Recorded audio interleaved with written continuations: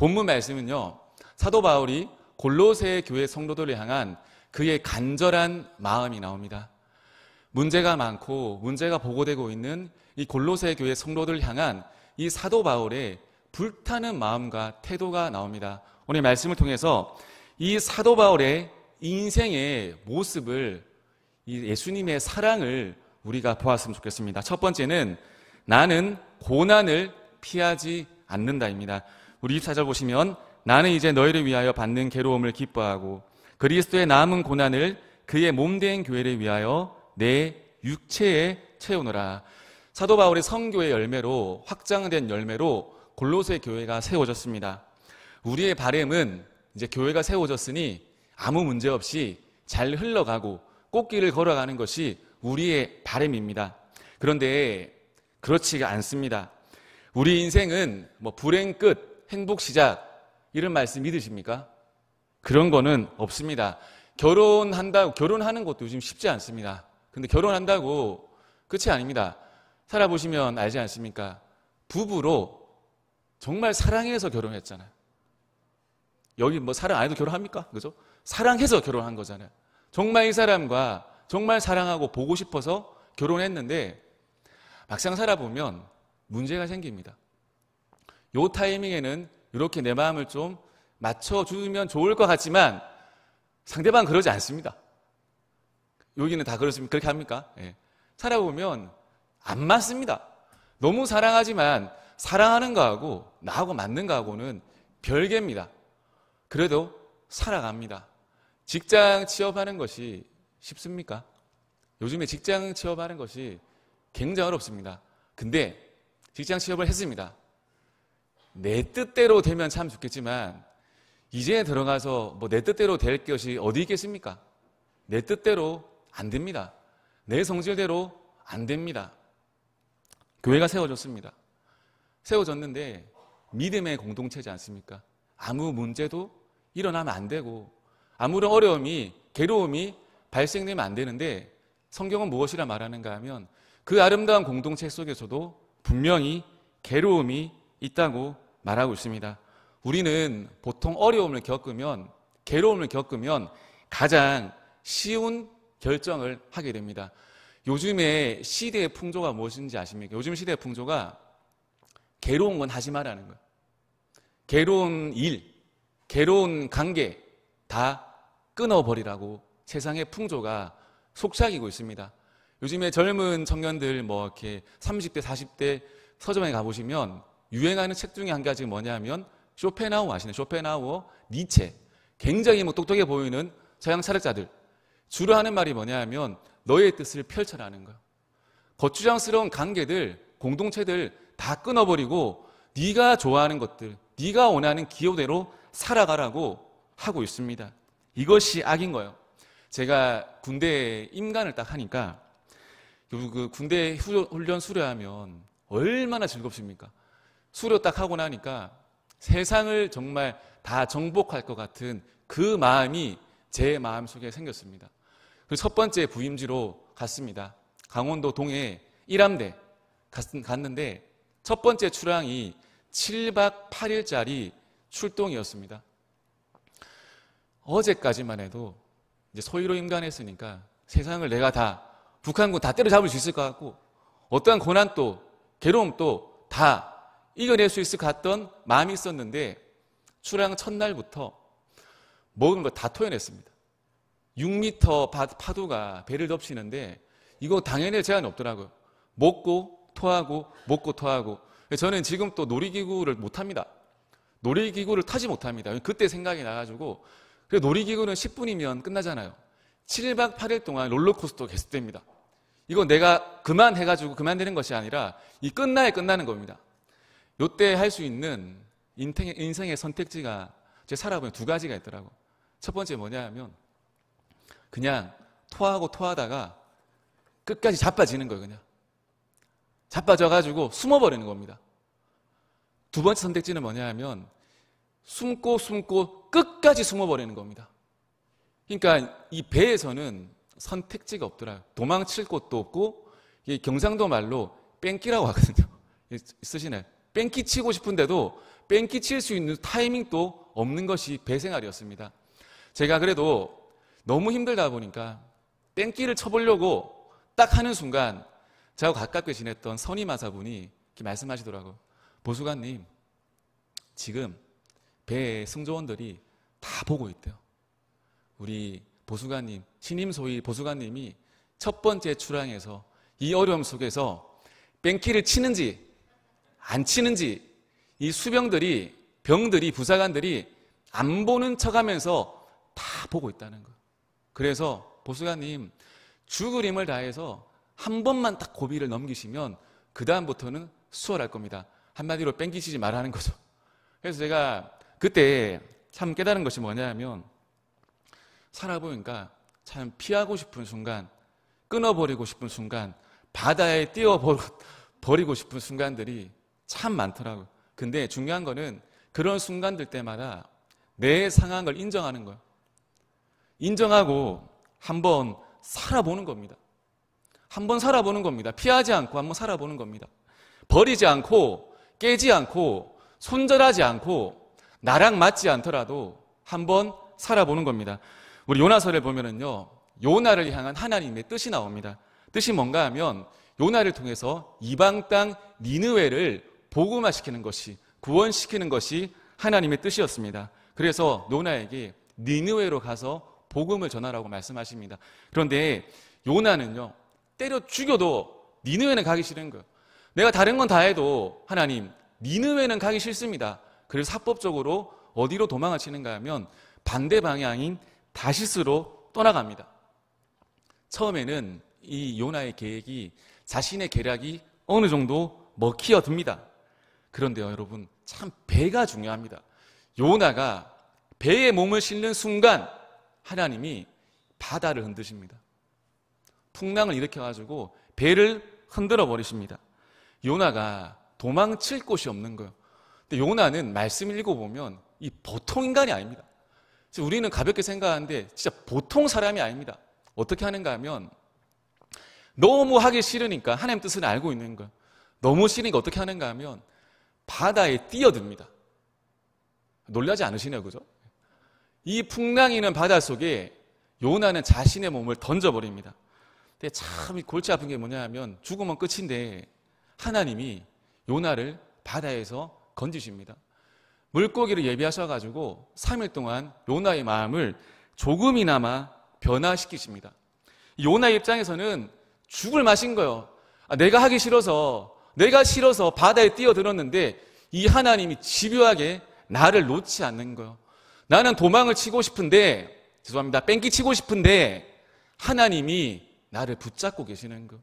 나는 지금 상황이 죽겠는 거예요. 하나님도 원망스럽고 예수님도 원망스럽고 다 싫은 거예요. 근데 여러분, 하나님의 시각에서 이 요나의 인생을 보면 완전히 다릅니다. 요나가 지금 겪고 있는 그 고난은 요나의 입장에서 고난이지만 하나님의 입장에서는 요나를 가장 좋은 길로 인도하기 위한 하나님의 사랑의 표현입니다. 요나 이렇게 불평할 수 있죠. 하나님, 내가 당신 때문에 지금 배에서 쫓겨났습니다. 물고기 밥이 되었습니다. 이게 뭡니까? 이렇게 말할 수 있습니다. 그런데 하나님 뜻은, 요나야, 네가 배에서 쫓겨나고 네가 물고기 밥이 된 것은 고난과 불행처럼 보이지만 그것은 너를 향한, 그리고 니누의 민족을 향한 나의 사랑에 표현하는 것이라는 것을, 우리는요 다 우리 뜻대로 되고 싶어 합니다. 우리가 살아가는 환경도 주변 관계도 모든 세팅들이 다 우리 마음대로 되었으면 좋겠습니다. 그렇지 않습니까? 그렇지 않나요? 내 남편도, 내 아내도, 내 자녀도 내 말에 순종하고 직장 출근하면 그죠? 서로 협력하고 사랑하고 축복하고 서로 이렇게 하고, 현실은 그렇습니까? 그렇지 않다는 거예요. 그럼 그렇지 않는 것에 무엇이 있는가? 바로 하나님의 우리가 알지 못하는 뜻이 숨어 있다는 것을 우리는 믿어야 됩니다. 사도 바울, 성도를 향해서 오는 괴로움이 있다고 합니다. 그 괴로움이 뭔지는 모르지만 여러분, 누가 여러분을 괴롭힙니다. 그러면 어떻게 하시겠습니까? 어떻게 할까요? 끊어버리죠. 모른 채 해버리죠. 왜? 그것이 가장 쉬운 방법이기 때문에. 그런데요, 사도 바울은 그러지 않습니다. 오히려 성도로부터 오는 그 괴로움을 기뻐한다고 고백합니다. 또한 그리스도의 남은 고난이 있는데 이것을 남의 육체에 채우는 것이 아니라 내 육체에 채운다고 고백하고 있습니다. 이것이 왜 가능한가 하면 나의 생각대로 본다면 이 괴로움은 그냥 괴로움입니다. 이 괴로움은 짜증입니다. 이 괴로움은 그냥 나를 괴롭히는 잘못된 나의 인생입니다. 사도 바울은 무엇을 보는가 하면 내 뜻이 아니라 내 생각이 아니라 하나님의 계획을 바라보는 것입니다. 이 계획, 이 고난을 통해서, 이 고난, 괴로움을 통해서 분명 하나님이 이루어 가실 내가 알지 못하는 영광이 있다는 것을 믿기 때문에 기뻐할 수 있는 것입니다. 우리가 당하는 고난과 괴로움은 우리는 알지 못합니다. 그 의미를 정확히 알 수가 없습니다. 그런데 하나님은 분명히 성도의 고난과 괴로움을 통해서 영광을 받으십니다. 우리 인생 가운데 계획 짜지 않습니까? 한 번씩 30대는 40대의 계획을 짜고 40대는 50대의 계획을 짭니다. 근데 계획을 짜는 중에 아마 그러신 분은 없을 것 같아요. 내 계획 가운데 분명히 실패할 수도 있을 것 같다는 지점을 설정해 놓으신 분 계십니까? 없죠? 그죠? 다 이렇게 계획합니다. 자, 5년 뒤에 5억 모으고 10년 뒤에 10억 모으고 멋지게 은퇴해가지고 내 인생을 이렇게 아름답게 꾸며갈 거야. 보통 이렇게 다 계획합니다. 근데 여러분, 우리가 알아야 될 것은 무엇인가 하면 우리가 하는 모든 계획 가운데 무엇이 있는가? 반드시 고난과 괴로움이 있습니다. 고난과 괴로움의 시점이 분명히 옵니다. 그때 우리가 무엇을 기억해야 되는가 하면 그 고난을 통과해서 영광으로 가는 길이 그 고난과 괴로움을 통해서 간다는 것을 믿어야 됩니다. 히브리서 5장 8절 9절 보시면 그가 아들이시면서도 받으신 고난으로 순종함을 배워서 온전하게 되셨은즉 자기에게 순종하는 모든 자에게 영원한 구원의 근원이 되시고. 여러분, 기독교 신앙은 단순한 것이 아닙니다.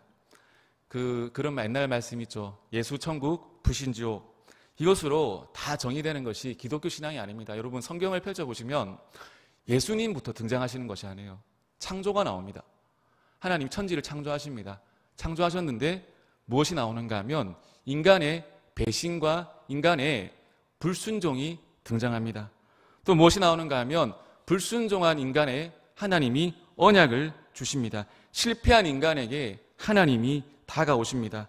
근데 여러분, 이 약속이 있음에도 불구하고 인간은 계속해서 하나님을 거절하고 하나님을 떠나갑니다. 하나님을 배신합니다. 하나님이 이 백성들의 마음을 돌이키기 위해서 엄청난 수고를 하심에도 불구하고 하나님의 백성들은 하나님께 마음을 두지 않습니다.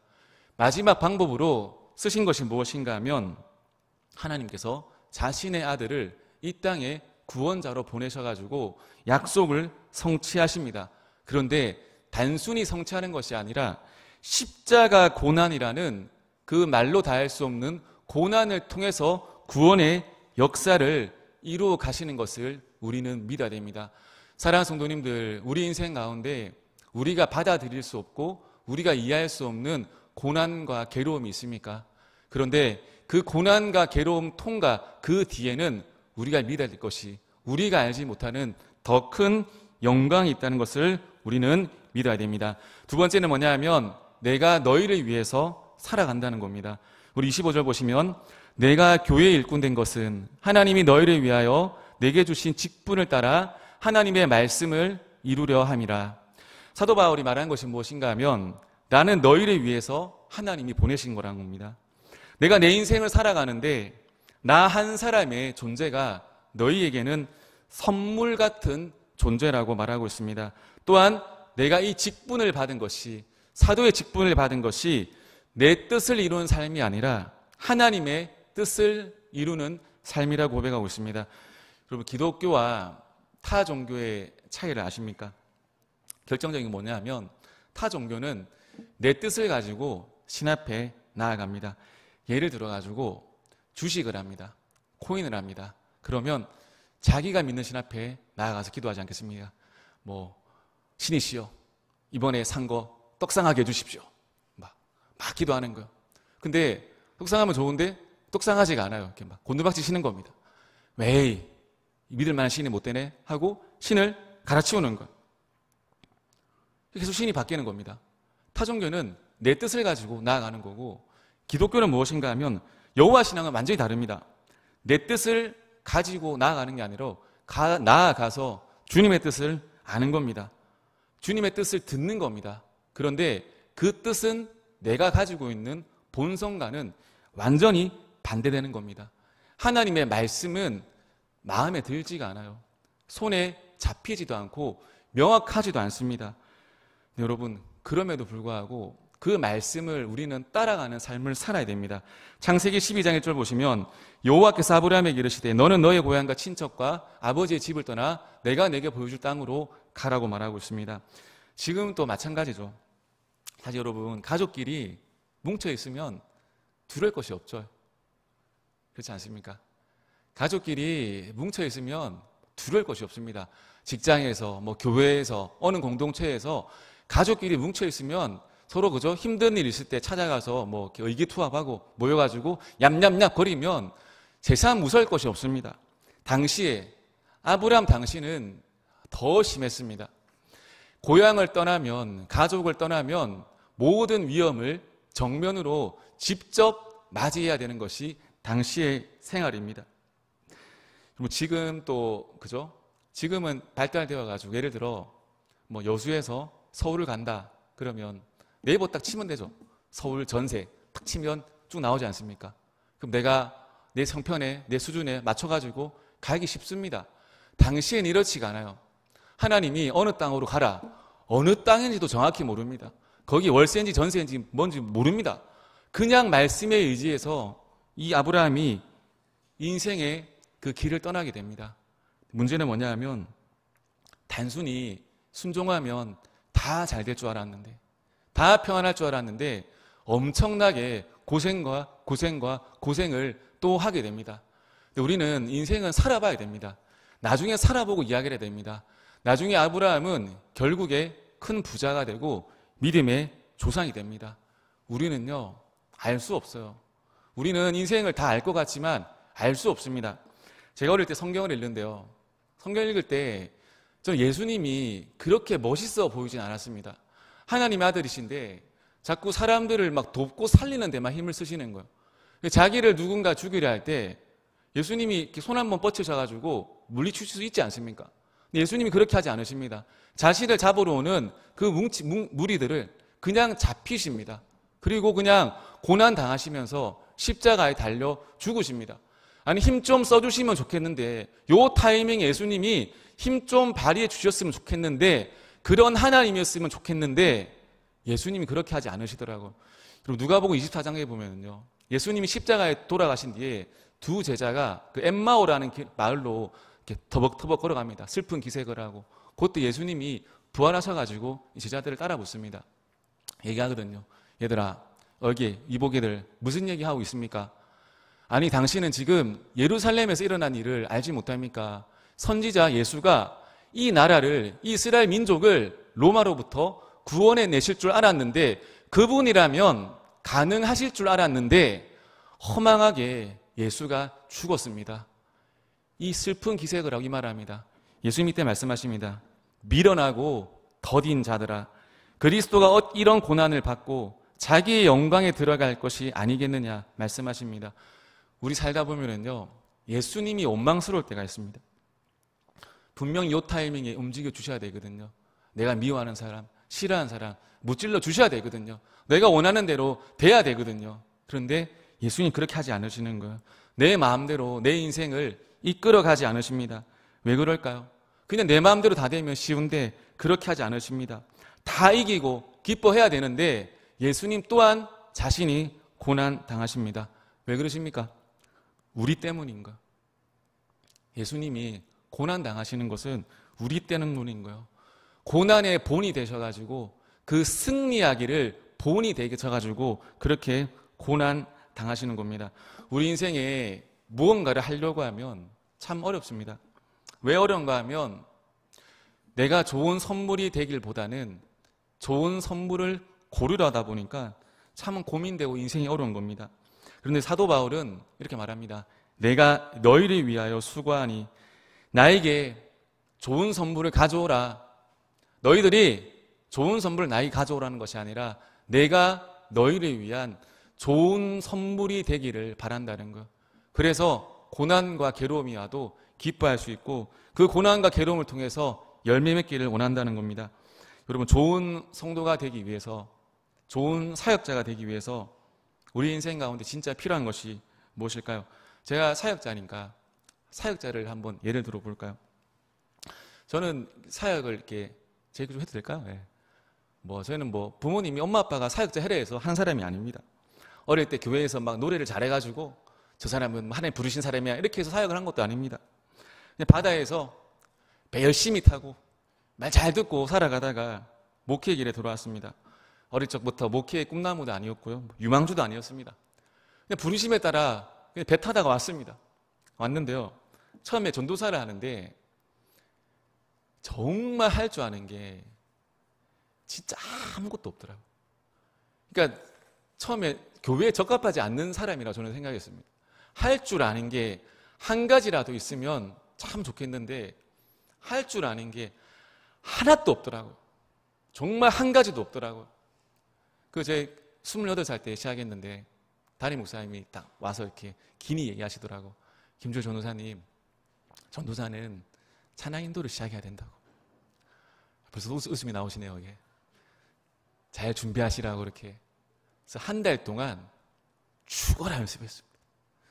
기타 사가지고 저는 기타 치고 소리 지르고, 제가 그때 하숙했거든요. 하숙방에서 추운 겨울날 기타 치고 노래 부르고 진짜 정신 나간 놈처럼 막 부르고 연습하고 한 달이 딱 지냈을 때 딱 저녁 예배 때 열심히 저 나름대로 진짜 성령 충만하게 막 불이 떨어졌으면 혼자 그냥 제 느낌 그랬어.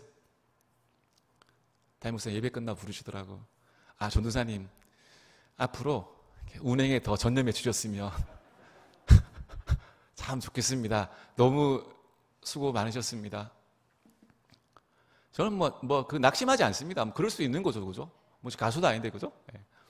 네. 그때부터 사역할 때마다 제가 잘하는 것도 속으로 생각할 수 있잖아요. 싸움 좀 잘하거든요. 근데 그런 거 할 수 없잖아요, 교회에서, 그죠? 예. 죄송합니다. 그런 걸 안 시키잖아요, 교회에서 이렇게. 그래가지고 뭘 자꾸 못하는 거를 시키시는 거예요. 뭘 만들어 보세요. 비디오를 찍어 보세요. 영상을 만들어 보세요. 뭘 해보세요.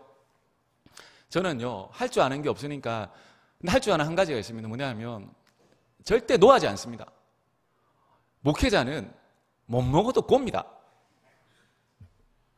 죽은 자도 부활을 믿는 사람들인데, 뭘 못한다 하겠습니까? 무조건 못해도 곱니다. 그래가지고, 무조건 하겠습니다. 해보겠습니다. 나중에 우리 담임 목사한테 여쭤보십시오.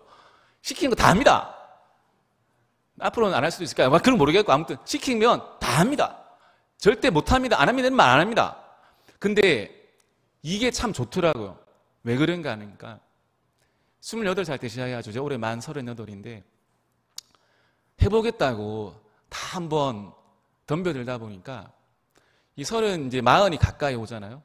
마음속에 어떤 마음이 드는가 하면 못할 게 없을 것 같아요. 뭘 시켜도 남 눈치 볼 게 없어요. 누가 뭘 시켜도 남 눈치 네가 하나 내가 하나 볼 게 없습니다. 못하면 내가 해버리면 되니까. 근데 그 마음이 그때는 몰랐거든요. 28살 때, 30살, 31살 때 누가 이거 시켰을 때는 그때 그걸 몰랐거든요. 그냥 순종한 거예요. 시키니까 해라. 제가 지금 또 가슴속에 남아있는 걸 뭐냐 하면 진짜 남아있습니다. 제 전도사 때 첫 수련회를 끝나고 진짜 충만하게 막 며칠 금식하고 수련회 끝나고 딱 했는데 저는 내 나름대로 은혜로웠어요. 근데 한 학부모님이 컴플레인 하셨대요. 우리 아이가 최우수상을 받아야 되는데 수련회 1등상 받아야 되는데 전도사님 왜 우리 아이가 1등상이 아니라는 거예요. 그래서 난 이 수련회 막 제대로 마치는 거 인정 못한다고 막 수련회 판을 막 엎으셨습니다.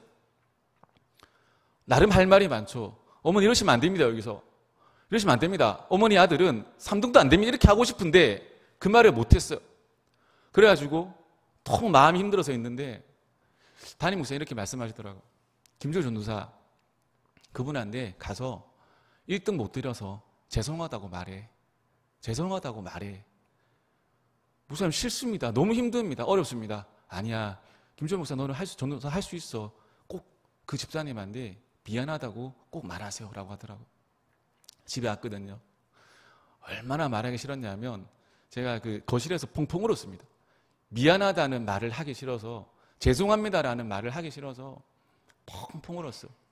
근데 펑펑 울었는데 펑펑 울고 나니까 할 용기가 생기더라고. 전화 드렸어요. 누구누구 집사님, 아들 주영이 제가 1등 못 줘서 제가 죽을 지 알았습니다. 잘못했습니다. 한번 용서해 주시고 다음 겨울 수련회 때는 제가 반드시 1등 만들겠습니다. 제가 그렇게 고백 드렸어요. 그 집사님이 아니 별 말씀을 다 이렇게 하시면서 되게 기뻐하시더라고. 목회라는 것이 뭐냐면 제가 뭐 완숙한 사람은 아니지만 내가 살려고 하면 누가 죽더라고요.